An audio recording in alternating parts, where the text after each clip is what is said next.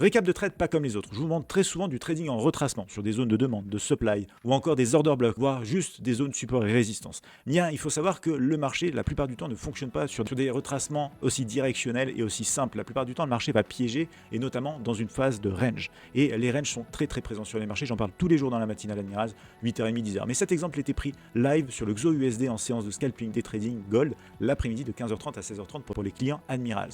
Mais il me faut bien un contexte. Donc je regarde des unités de temps supérieures. J'ai du 15 minutes en tendance haussière assez flagrant ici. Je peux ensuite passer sur le concret avec l'entrée, le graphique M1. Et sur le graphique M1, ce qui m'interpelle assez vite ici sur le début de séance, c'est cette zone de consolidation. Vous allez retrouver des sommets et des creux dans des zones de prix similaires, ce qui me permet de voir en fait une borne haute, une borne basse, et donc cette zone de range avec même son prix aimant médian.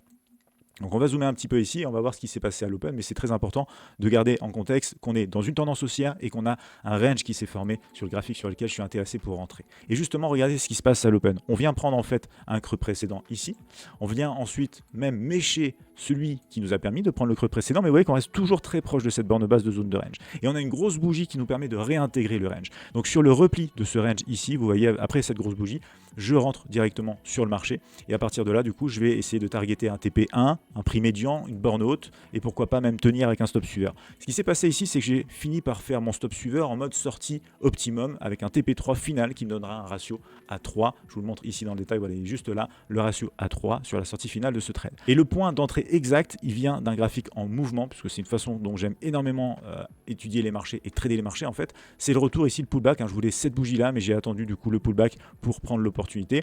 TP1 assez rapide autour du prix médian en fait, TP2 borne haute et en fin de compte le TP3 ici pour un stop suiveur, ce qui va me donner le fameux ratio A3. Donc le trading en retracement c'est très bien, mais il faut savoir qu'il n'y a pas que ça, le marché fait beaucoup de range et étudier les fausses cassures des zones de range pour des setups, ça peut être aussi très intéressant. J'ai une vidéo complète dans le descriptif de la vidéo si ça vous parle et si ça vous intéresse.